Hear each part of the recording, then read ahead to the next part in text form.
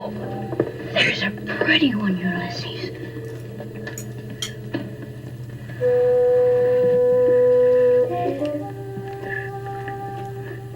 There it is. Well, hello, BookTube. I'm Sean the Book Maniac. Here I am with another book haul. This is actually books, I think all of them I ordered in August, but I'm counting it as my September book haul, so I don't have to tell you that I bought all these books plus the Canada ones in August. These were all online purchases, I think. Yeah, maybe one book sale in Tokyo.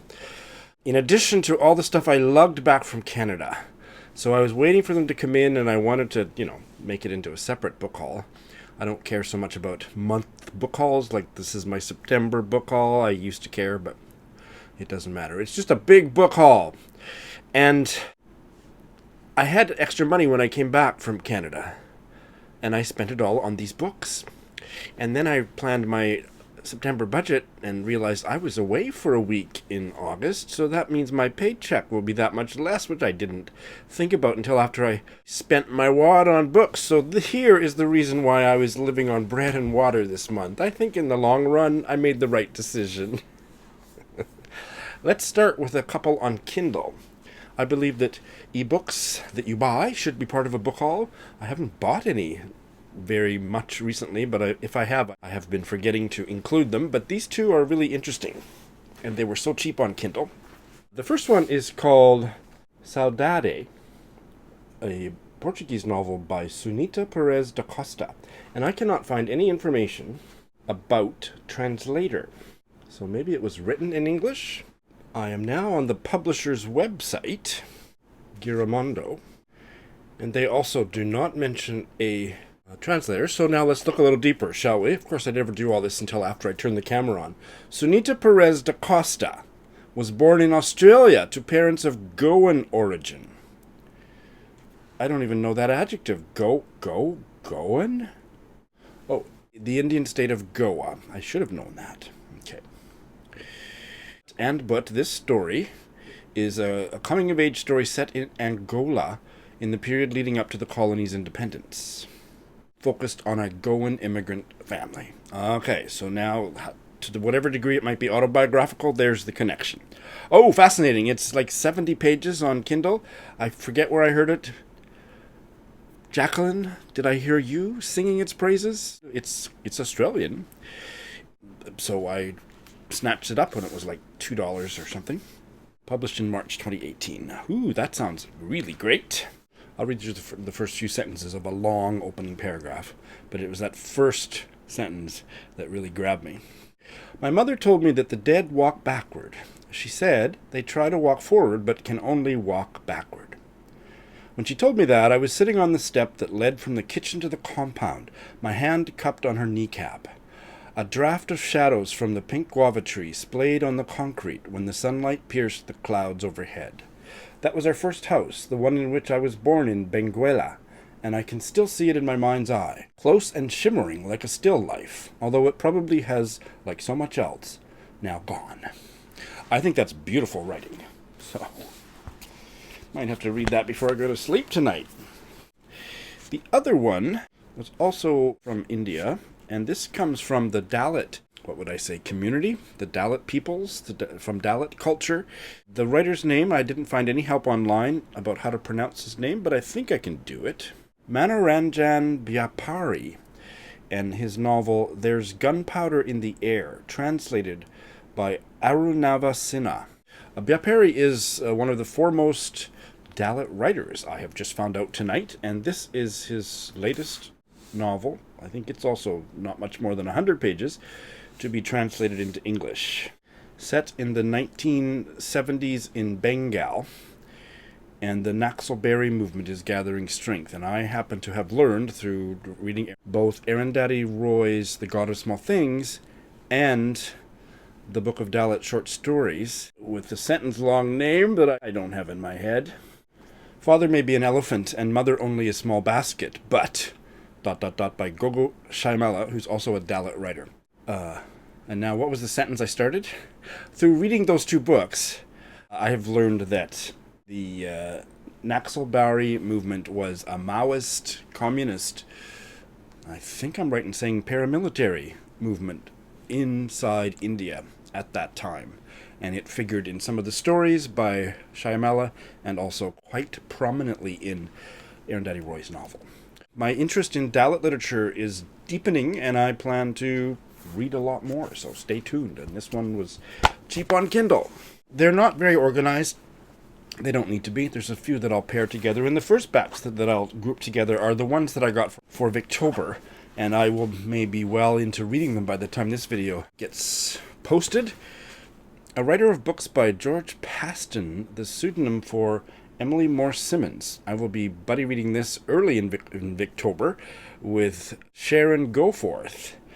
Originally published in 1899, it's a real feminist novel about a female writer.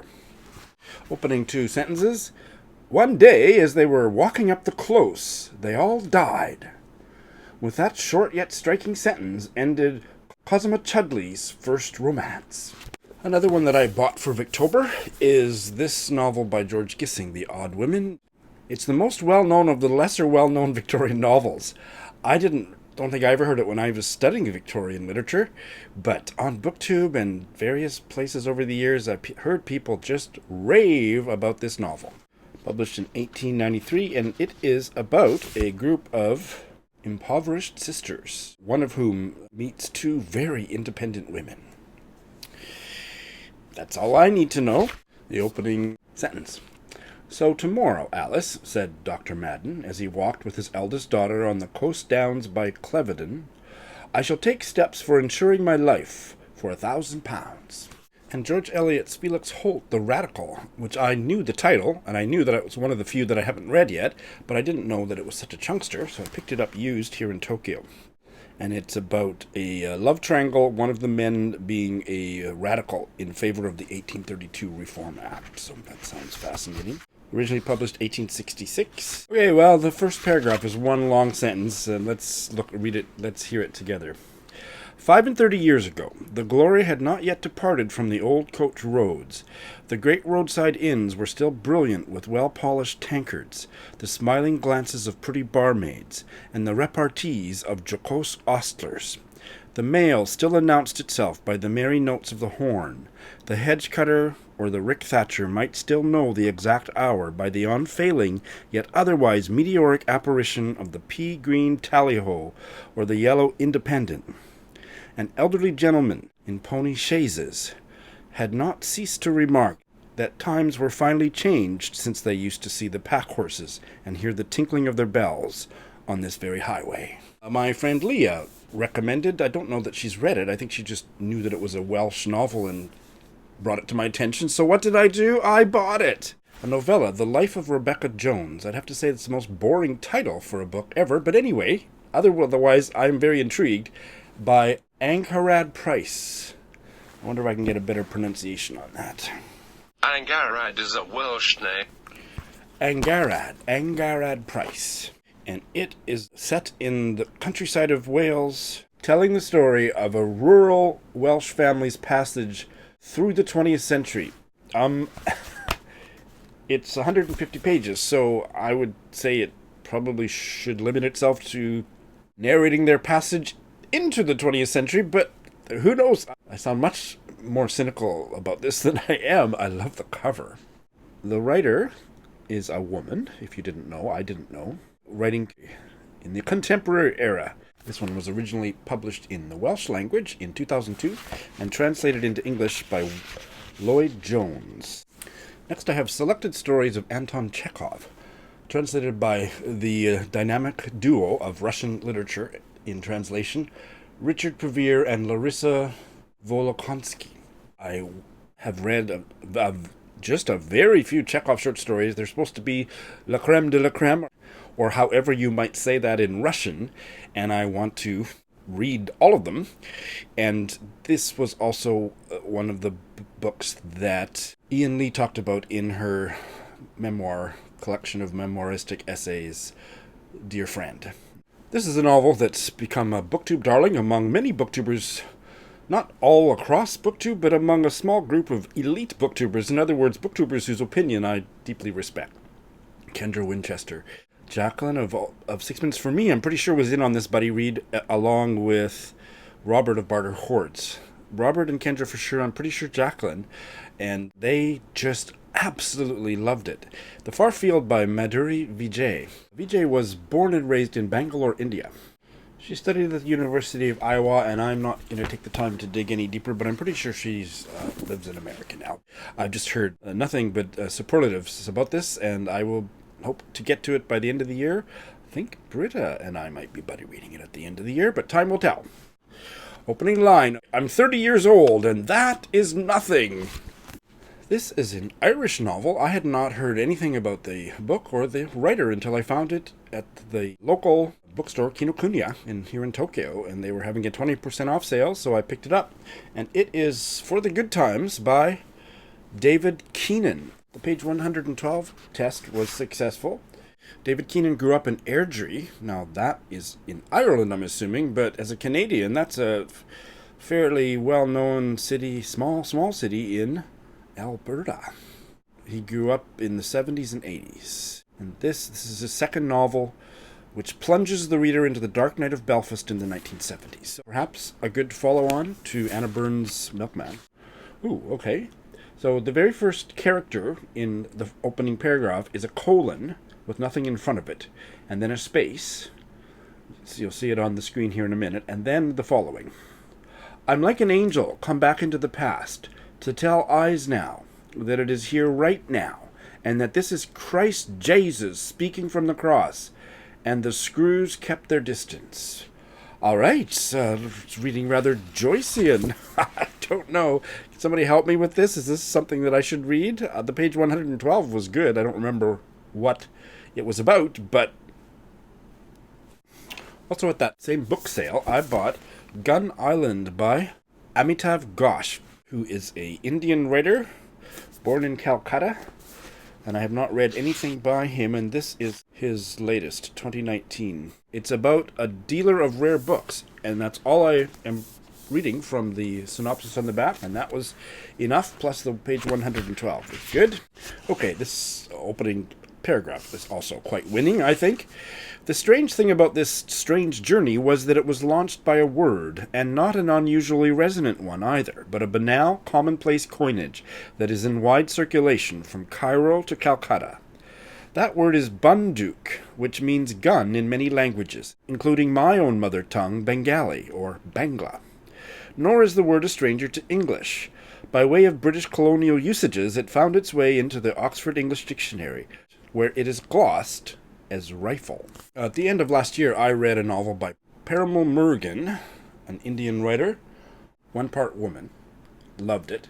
And this is his latest novel to be translated into English, or one of them. I think he's had 2 other novels out this year, maybe, that were nominated for an Indian Literary Prize. But anyway, this is the one I got. Punachi, or The Story of a Black Goat. And one of my wonderful subscribers, whose name has gone out of my head, has read it. And I asked that subscriber whether this was about a talking animal, personification, anything like that, and I was informed that no, it wasn't like that. So I immediately bought it, because I couldn't handle a book with a talking goat. But it is about goats in a small village, and an old man and his wife. With my eyes half closed, I have skimmed the synopsis, and that's what I gleaned. Translated from the Tamil by N. Kalyan Raman. I'm such a materialist book-buying bitch that I bought this because of its cover, even though I had the ebook on Scribd. Another Welsh novel, The Withered Root by Rhys Davies.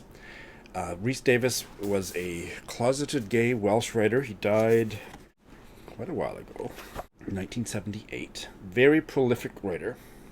And this is a novel about the last great Welsh revival, a religious thrust of feeling, chapels and coal mines, righteous fervour and fertile febrile carousal, which swept across Wales in the year of the Lord 1904. So that was such a fabulous sentence, I had to read it. Opening sentence, which is also the opening paragraph. Hugh Daniels at last got married, and immediately after the ceremony in Pisgah Chapel, Martha and he settled down to life in the little cottage that was part of Martha's legacy from her deceased father. a dwelling in one of those naked rows chiefly occupied by colliers that rise, shrouded in grey coal dust, in the valley hills. Now, I can't remember. I think I found out about this on Twitter, and I added it to my TBR, and I've now enabled Goodreads to tweet out whenever I add a book to my TBR, and Britta commented on it and said, "This is one of my favorite books." I said, okay. So I bought it based on that. The Beautiful Mrs. Seidenman by Andrzej Oh dear, need some help with that. Andrzej Szczypiorski. Okay, you heard that. I'm going to try to replicate that. That was the only one I could find as an audio file. Andrzej Szczypiorski. But what that guy said. Translated from the Polish by Klara Glosenska. Wow, Polish is difficult to pronounce. This is a novel set in Nazi-occupied Warsaw about a young Jewish widow. That's all I need to know from the first sentence. The collection by Nina Legere. This is a novella from France, translated by Laura Francis, and I'm just going to tell you what it's about based on what I remember of Eric Carl Anderson's book haul, where he said it's about a woman obsessed with penises, but it's not superficial. I was sold! Here it is! The first sentence, she slides it into her mouth. Well, I can't wait to read this. Okay, so here's a pairing. I read my second novel by Denton Welch a couple months ago. His final novel, A Voice Through a Cloud. Absolutely loved it, as I had loved his debut novel, In Youth is Pleasure. I have separate reviews of both of those. I will paste them into the show notes. Loving the second novel that I read by him as much as the first, Denton Welch is now one of my favorite writers. So I have picked up 2 books to deepen my obsession. One of my subscribers mentioned to me. I was vaguely aware of it, but one of my subscribers said it was just beautiful. Good Night, Beloved Comrade, The Letters of Denton Welch to Eric Oliver. This was his lover in the last few years of his life. Edited by Daniel J. Murtaugh. This is a fairly new book, 2017, and I might even try to fit this in for Nonfiction November, but I think it's going to be heartbreaking. And then here's a story. I'll show you the book and then I'll put it down. The Journals of Denton Welch, edited by Michael Delanoy. I had the American edition of this book. It was sent to me when I was a bit of a gay journalist back in the day at university, and I would request books for review because I was writing for the campus newspaper. And then back in that time, it was ridiculous. They just kept sending me everything they published for the next dozen or 15 years. And I didn't review very many of them, but they were kept sending them to me. They weren't ARCs. They were the full finished copies. So I had a finished copy of the American edition of this book, the same cover, The Journals of Denton Welch. And I didn't know who Denton Welch was. This was in like 1988. I didn't have a clue who he was, but I was always intrigued by the cover, and I'd look at the pictures, and I think, oh, I should read one of his books. Well, I didn't get it. That was 1980. I came out in 1986. I got this book.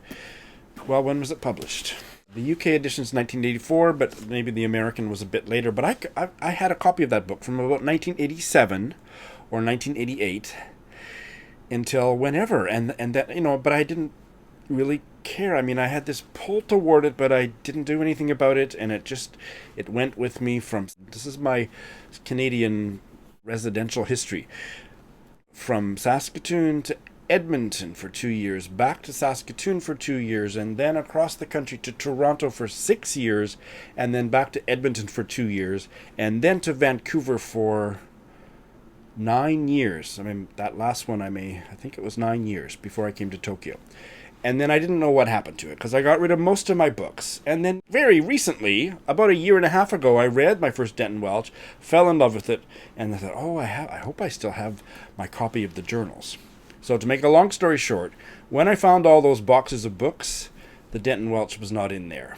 Neither was it in the other boxes of books that I didn't make any videos about. I went through all of them looking for this book in particular. So I bought another copy, and here it is. And it got lost in transit because the bookseller mistakes happen. They didn't put my full address on, and it seemed like it might get lost in transit, but I finally got it, and I'm so delighted, and I'm gonna read it. Self-portrait. Welch was also an artist, so I think I have quite the Denton Welch collection. I picked up Deborah Levy's latest novel, The Man Who Was Everything. It didn't make the shortlist for the Booker, so that means it's probably the best book published in the UK this year. It has something to do with a car accident in 1988 and then a breakup, but somebody's photographed. That's all I wanted to get from the synopsis. Opening line. It's like this, Saul Adler. When I was 23, I loved the way you touched me, but when the afternoon slipped in and you slipped out of me, you were already looking for someone else. I picked up this George Sand novel, The Miller of Angiebol, translated by Donna Dickinson. I've never read any of her stuff. It's her arch-socialist novel. J.L. Carr. He is the author of one of my favorite novels or novellas of all time, A Month in the Country, so I want to read something more by him. I believe this might be his debut novel, and this will be a buddy read between Heidi of My Reading Life and I, A Day in the Summer, published in 1964. I am pretty sure this is his debut. Yes, 1964, his debut, and then A Month in the Country was 1980, and I think it was it was nominated for the Booker. It's one of the best books ever written. One of my top reads of 2019, hands down, is Anna Burns' Milkman. I can't believe the Booker chose such a fantastic novel last year. The stop clock is right twice a day, hey? So, I love that book so much that I picked up her other books. These two. Little Constructions and No Bones. And this book haul is going on too long, so that's all I'm going to say. I'm not going to read you sentences. I'm sure the sentences are wonderful. I can't wait to read them. And finally, I picked up another biography of Barbara Pym. Barbara Pym, A Passionate Forest by Anne Alistry. And I might try to get to this in Nonfiction November, but that would be about 75 literary biographies that I'm reading for Nonfiction November. Just had to have it. All right, I think I did pretty well. That's all. Thanks for watching.